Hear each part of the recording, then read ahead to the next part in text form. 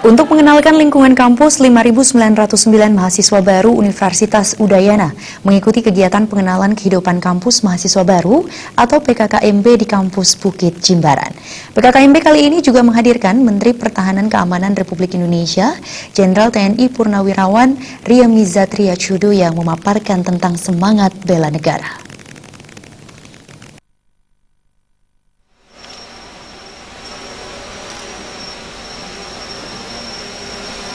Ikutlah tugas ini dengan baik, oleh karena lulus 5.909 peserta PKKMB Universitas Udayana kali ini berasal dari 13 fakultas dan mengambil tema membangun sinergitas menuju unut yang unggul, mandiri dan berbudaya, serta memperkokoh wawasan kebangsaan dan bela negara.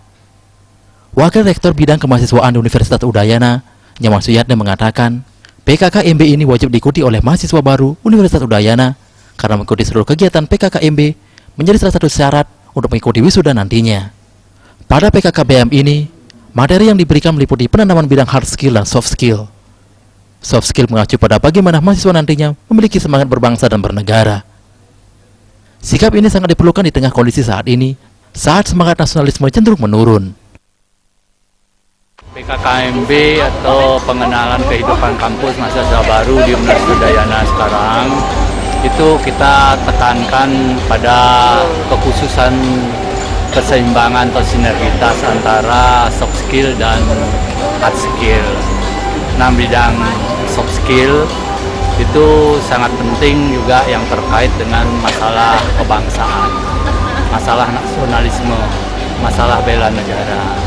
Karena sekarang ini sangat kita butuhkan dengan perkembangan yang sangat aktual sekarang.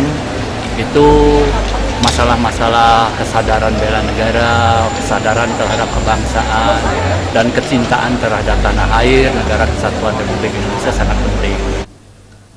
Nyoman Suyatne mengatakan lebih lanjut, kehadiran Menteri Pertahanan RI, Jenderal TNI Purnawirawan Riyamizat Riyacudu untuk menyajikan materi dalam PKKBM ini diharapkan dapat menambah wawasan mahasiswa di bidang bela negara.